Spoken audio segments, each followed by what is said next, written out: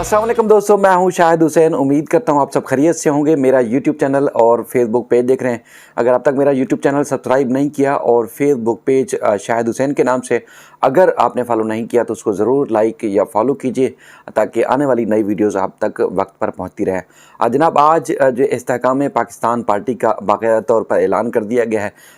लोगो और पार्टी का परचम जो है उसकी रूनुमाई हो चुकी है और बाकायदा तौर पर जहांगीर खान तरीन साहब की क़यादत में पार्टी का ऐलान हो चुका है। अब आज की इस प्रेस कॉन्फ्रेंस के बाद अगर माजी में ले जाएं, बल्कि आज जिस तरह सोशल मीडिया के ऊपर चर्चे हैं कि इस पार्टी की बुनियाद के बाद 3 मार्च 2016 की याद जो है वो ताज़ा हो जाती है, क्योंकि 3 मार्च 2016 को मुस्तफ़ा कमाल साहब, अनीस क़याम खानी साहब पाकिस्तान वापस आए और उन्होंने एक बड़ी और तगड़ी प्रेस कॉन्फ्रेंस की जिसमें बानी एम के ऊपर न सिर्फ भरपूर किस्म के इल्ज़ामात आयद किए गए बल्कि कौम को नई उमंगें और नई उम्मीद दिलाई गई। और 7 साल तक मुसलसल इस पार्टी ने जदोजहद की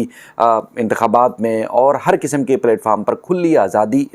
और हर तरह का प्लेटफार्म इस पार्टी को मैसर था, लेकिन ये पार्टी कामयाब नहीं हो सकी। बिलाखिर कुछ दिन पहले ये पार्टी दोबारा एमक्यूएम में आके जम हो गई।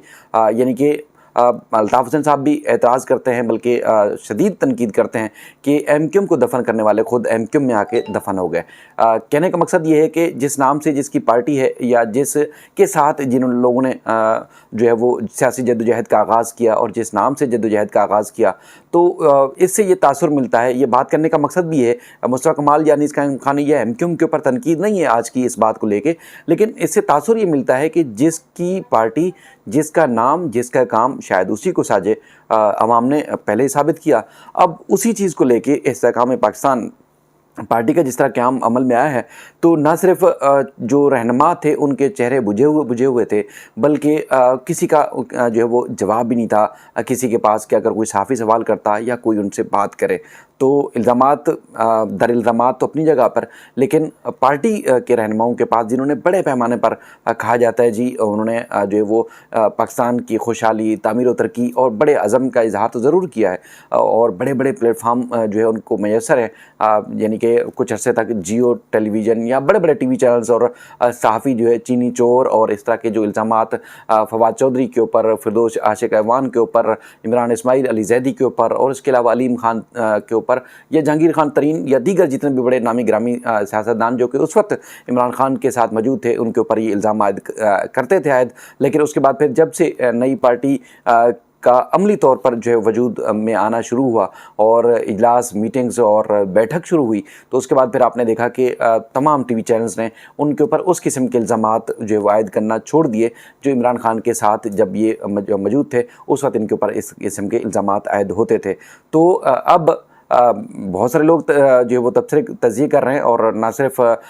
इस पार्टी को ये भी कहा जा रहा है कि इस पार्टी का नाम तो पाक सरज़मीन पार्टी होना चाहिए था। यानी कि पाक सरज़मीन पार्टी, आपको याद होगा डॉल्फिन जिसका निशान था, मुस्तफ़ा कमाल साहब ने ये पार्टी अपने नाम से रजिस्टर्ड करवाई और उन्होंने ही अपनी इस पार्टी का जो है वो नाम रखा और उसी अंदाज से इस पार्टी का नाम आया कि जैसे पहले लोग जमा हुए, उसके बाद फिर आपको कभी तवील अरसे तक जो है वो ये नज़र आया कि देखें जी पार्टी, नई पार्टी जो है वजूद में आ रही है और उसके बाद फिर उसका झंडा क्या होगा, उसकी रूनुमाई किस तरह होगी, इसी तरह इजलास, बैठक, तजवीज़ और उसके बाद फिर कमेटी के पार्टियों के नाम किस तरह होने चाहिए, कौन कौन से नाम आने चाहिए। यानी कि जो जिस तरह पर पाक सरज़मीन पार्टी जो वो वजूद में आई थी, इसी तरह इस्तेहकाम पाकिस्तान पार्टी जो है उसका वजूद हुआ। यानी कि कमेटी बनाई गई, 3 नाम लाए गए, उनके ऊपर गौर किया गया कि किस पार्टी को जो है वो किस पार्टी के नाम से जो है वो पार्टी मंजराम पर लाई जाए या उसको फ़ाइनल किया जाए। तो उस पर जो है वो बेशुमार, जैसे मैं आपसे कर रहा था कि कोई ऐसा सहाफ़ी या कोई ऐसा सोशल मीडिया एक्टिविस्ट या कोई ऐसा जो है वो नहीं है जो इस पार्टी के ऊपर जो है वो तनकीद ना कर रहा हो या इनके ऊपर जो है वो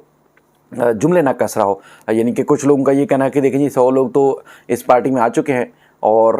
अब ऐसा लगता है कि अब कारकुनों और वोटर्स को लाना जो है वो रह गया है, बाकी 100 रहनुमा तो इस पार्टी में आ चुके हैं। और इसी तरह और भी बेशुमार चीज़ें हैं जिसमें ख़ास तौर पर जो फोकस है वो ये है कि इमरान खान को गिराते गिराते ये पार्टी या उसके रहनुमा जो है वो खुद जो है वो गिर गए। दूसरी तरफ अगर हम देखें जो ख़ास तौर पर जो इमरान खान के दौर में नुमाया रहने वाले जो रहनुमा थे और जब ये क्रैकडाउन शुरू हुआ इस दौरान भी अगर सबसे ज़्यादा नुमाया रहने वाले जो रहनुमा थे उसमें फवाद चौधरी साहब और उसके बाद अली जैदी के साथ साथ इमरान इस्माइल। आपने याद होगा क्योंकि अली जैदी बड़े दावे कर रहे हैं कि उनके साथ तो साबिक 3 वज़ीर आला उनके साथ हैं सिंध से जिनका ताल्लुक़ है। बड़ी ग्रुपिंग हो चुकी है और वो बहुत बड़ा जो पीटीआई का जो ग्रुप जो अली जैदी साहब के साथ है वो जाकर जहांगीर खान तरीन साहब की पार्टी में शमूलियत इख्तियार करेगा। और उसके बाद फिर फवाद चौधरी और उसके बाद फिर इमरान इस्माइल के जो वादे और दावे और उसके बाद फिर माथे पर गोली लगने की ये सारी बातें आपको याद होंगी। लेकिन जब पार्टी का ऐलान हो रहा था तो सबसे ज़्यादा जो ज़ेरे गर्दिश या एक जो ज़ेरे बहस हैं वो 3 तस्वीरें हैं। फवाद चौधरी साहब की जिसमें उनको उनकी सीट उनकी नशिस्त रखी गई थी प्रेस कॉन्फ्रेंस के लीडिंग जो रहनुमा थे उनके दरमियान, लेकिन वो उस स्टेज के ऊपर उस नशिस्त के ऊपर नहीं आके बराजमान हुए बल्कि वो दीगर जो लोग जहाँ मौजूद थे उनके साथ वहाँ पर वो बैठे जाके। और वो मुसलसल इस दौरान देखा जा सकता है तो वीडियोज़ में तस्वीरों में वो अपना मुसलसल चेहरा ढांप रहे हैं, चेहरा ढक रहे हैं और मायूसी के आलम में। इसी के साथ साथ अगर देखा जाए तो अली जैदी और इमरान इस्माइल की तस्वीरें भी जो है वो आपको नुमायाँ नज़र आएंगी कि वो आपको मायूस होते हुए बेबस और लाचारगी की सूरत हाल में नज़र आ रहे हैं। यानी कि जो बानी अरकान ख़ुद कहते हैं कि हम पीटीआई के साथ बानी जो है वो अरकान में शामिल थे या पीटीआई के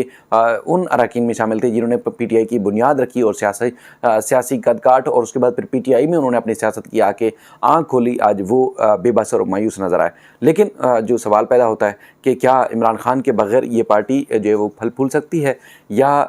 उसी तरह इसका जो है मुस्तकबिल होगा जिस तरह माजी में आपने देखा कि पाक सरजमीन पार्टी को मजबूरन आके MQM के अंदर आके जम होना पड़ा। तो देखते हैं कि जो भी हो मुल्क और कौम के लिए बेहतर हो, लेकिन सूरत हाल काफ़ी गंभीर है और जिस तरह की सूरत हाल नज़र आ रही है, जिस तरह मीडिया पे स्पेस और उसके बाद फिर